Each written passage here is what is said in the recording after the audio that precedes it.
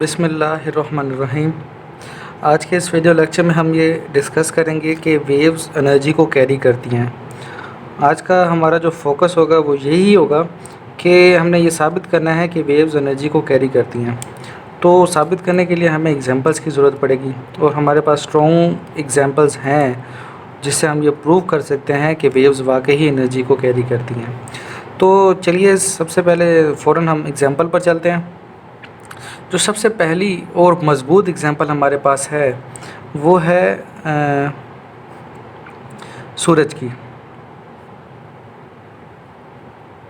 सूरज एक आग का गोला है, गैसों का गोला है जिसमें फिशन और फ्यूजन रिएक्शंस हर वक्त हो रहे होते हैं। और यहाँ पर आप फर्ज़ कर लीजिए हमारे पास अर्थ मौजूद है।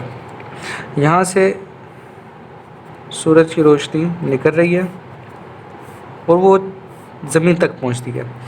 यहाँ पर लाइट ट्रैवल करके अर्थ तक पहुंचती है और ये फासला इतना ज़्यादा है कि लाइट जो फास्टेस्ट थिंग है जो ट्रैवल करती है 3 लाख किलोमीटर फ़ी सेकंड की रफ़्तार से, उसको भी सूरज से ज़मीन तक पहुंचने के लिए 8 मिनट लग जाते हैं। यानी कि इतना ज़्यादा डिस्टेंस है, लेकिन लाइट जो है सन से अर्थ तक पहुंचती है और साथ साथ वो कैरी करती है हीट को।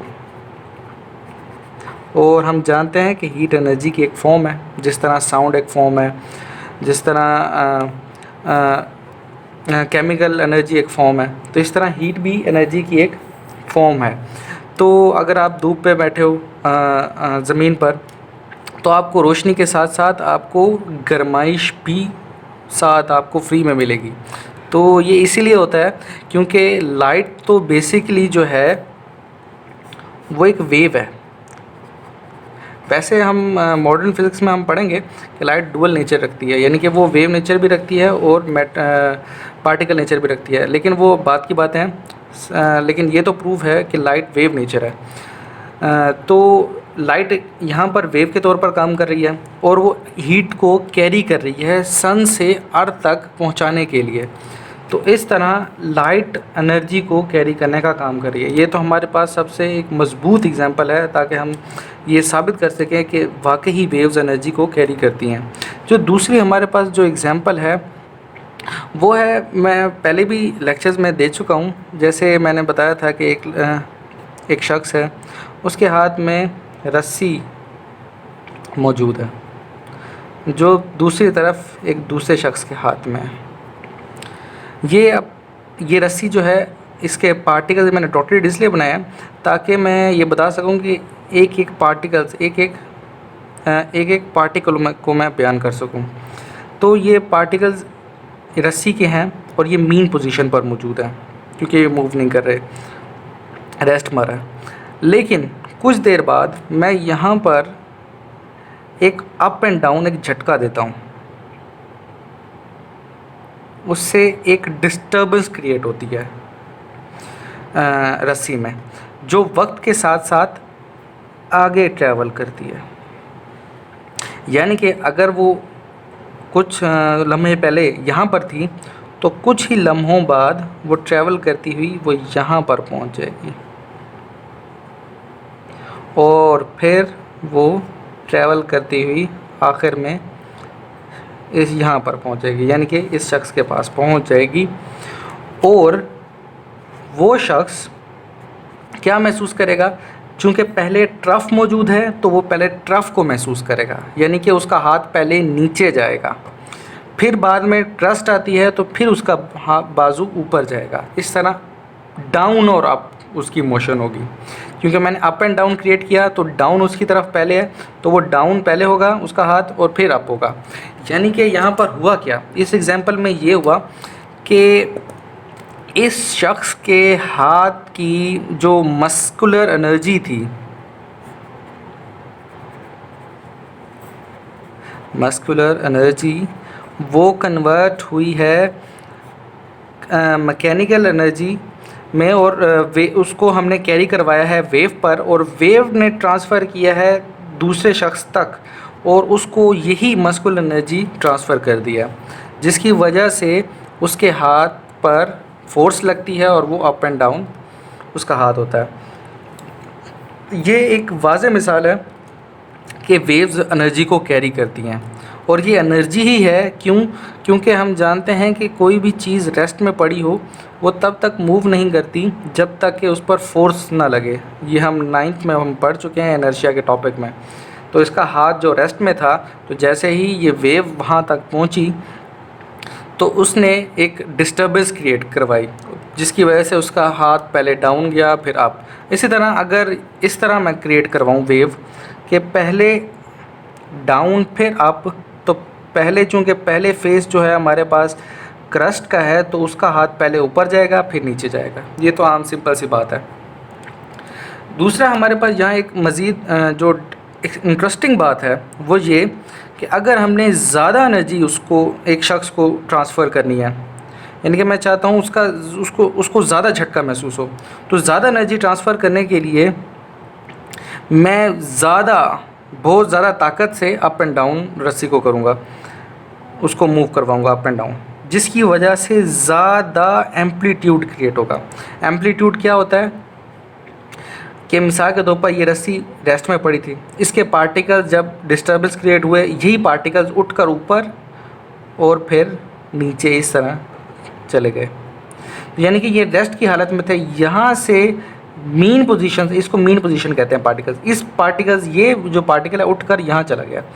जो मैक्सिमम पॉइंट होता है उस मैक्सिमम पॉइंट से मीन पोजीशन तक के फासले को हम एम्पलीट्यूड कहते हैं।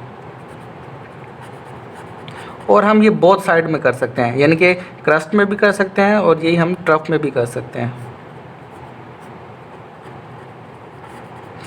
यानी कि एक जो बॉडी वाइब्रेटरी मोशन में हो तो उसकी मीन पोजीशन से मैक्सिमम जो पोजीशन होती है जहाँ तक वो जा सकती है उस तक के फासले को एम्पलीट्यूड कहा जाता है। तो बेसिकली यहाँ पर बताने का मकसद ये है कि अगर मैंने एनर्जी को बढ़ाना है, अगर मैं चाहता हूँ कि उस शख्स के हाथ पर ज़्यादा झटका महसूस हो, तो उसके लिए मुझे ज़्यादा तेज़ी से ज़्यादा मस्कुलर पावर लगानी पड़ेगी, जिसका नतीजा ये होगा कि ज़्यादा एम्पलीट्यूड क्रिएट होगा उस वेव का। यानी कि पहले अगर ऐसी वेव क्रिएट हुई है तो ज़्यादा जब एनर्जी लगाता हूँ तो कुछ इस तरह की क्रिएट होगी, अगर उससे ज़्यादा लगाता हूँ तो फिर इससे ज़्यादा होगी। यानी कि जितनी एनर्जी बढ़ाता जाऊँगा एम्पलीट्यूड बढ़ता जाएगा। दूसरा यहाँ पर इंटरेस्टिंग फैक्ट ये है कि अगर मैं यहाँ पर अगर 1 सेकंड में एक वेव क्रिएट कर रहा हूँ, अगर 1 सेकंड में मैं 2 वेव क्रिएट करूँ, यानी कि मैं तेज़ी से मूव करवाऊँ, तो उतनी ही एनर्जी ट्रांसफ़र होगी लेकिन वेव ज़्यादा क्रिएट हो जाएंगी। यानी कि इसको हम फ्रीक्वेंसी भी कहते हैं कि 1 सेकंड में कितनी वेव्स क्रिएट कर रहे हैं। अगर मिसाल के तौर पर 1 सेकंड में 2 वेव्स क्रिएट होंगी तो उसकी फ्रीक्वेंसी 2 हर्ट्ज़ होगी। ये हम पिछले टॉपिक्स में हम पढ़ चुके हैं, लेकिन यहाँ बस रिवाइज़ करवा रहा हूँ। तो यहाँ पर मैं आपको दोबारा रिवाइज़ कर देता हूँ कि पहले ही हमारे पास ये बात थी कि एनर्जी को ज़्यादा ट्रांसफ़र करना है तो ज़्यादा एम्पलीट्यूड क्रिएट होगा। अगर हमने उतने ही सेकंड में अगर हम फास्ट कर दें मूवमेंट अप एंड डाउन, यानी कि ज़्यादा वेव्स क्रिएट हों, तो उतने ही सेकंड में उतनी ही एनर्जी पहुंचेगी लेकिन ज़्यादा वेव्स में। मिसाल के तौर पर अगर मैं एक वेव क्रिएट करवाता हूं 1 सेकंड में 5 जूल की, जो एनर्जी ट्रांसफ़र करती हैं एक शख्स से दूसरे शख्स की तरफ, अगर मैं 2 वेव क्रिएट करवाता हूँ, यहीं पर मैं यहाँ पर बल्कि यहीं पर बना लेता हूँ 2 वेव्स, ये 2 वेव्स बन गई। तो ये 2 वेव्स अब हैं 2.5 जॉल और 2.5 जॉल की। यानी कि एक वेव जो ये बड़ी थी वो एक वेव वही काम कर रही थी जो ये 2 वेव्स कर रही हैं। मिसाल के तौर पर इसको मिसाल आप समझ सकते हैं कि अगर आपके मेरे पास 10 रुपये हैं और मेरे पास एक शख्स आता है मुझसे पैसे लेने, तो मैं उसको 5-5 रुपये करके दे दूं या 10 रुपये इकट्ठे करके दे दूं, तो बात एक ही है।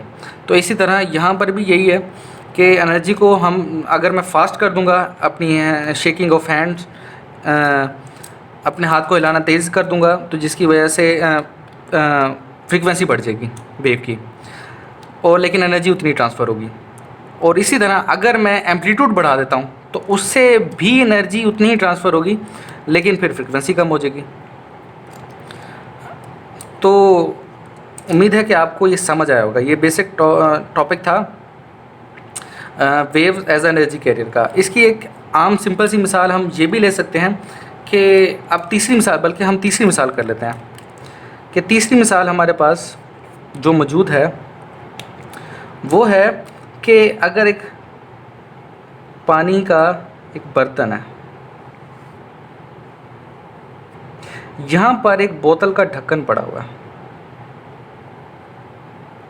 या कॉर्क कह लें, यहाँ पड़ा हुआ है।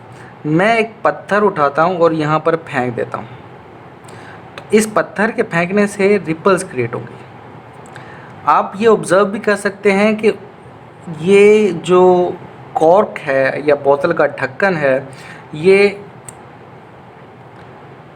इस तरह ऊपर नीचे मूव करना शुरू कर देगा, क्योंकि हम जानते हैं कि पानी में ट्रांसवर्स वेव्स क्रिएट होती हैं इस तरह की। तो ये जो ढक्कन है वो भी इन वेव्स, इन लहरों में सवार होकर ऊपर नीचे, अप एंड डाउन मूव करेगा। तो यानी कि वो जो पत्थर थी उसमें थी पोटेंशियल एनर्जी स्टोर, तो जैसे ही वो पानी की सतह से टकराया तो उसने अपनी एनर्जी को ट्रांसफ़र किया, जिससे रिपल्स क्रिएट हुई, और ये जो वेव्स क्रिएट हुई हैं, ट्रांसवर्स वेव्स पानी के अंदर, ये एनर्जी को कैरी करके आगे तक लेके गई हैं, जहाँ और इन्होंने कॉर्क तक इसे पहुंचा दिया है। इस एनर्जी को पाते ही इसने ऊपर अप एंड डाउन मूव करना शुरू कर दिया, जो इस बात की वाज़ेह मिसाल है कि वेव्स एनर्जी को कैरी करती हैं। उम्मीद है कि आपको ये टॉपिक समझ आया होगा, लेकिन अगर आपका कोई सवाल है तो आप मुझे ईमेल भी कर सकते हैं। अपना ख्याल रखिएगा। अल्लाह हाफ़िज़।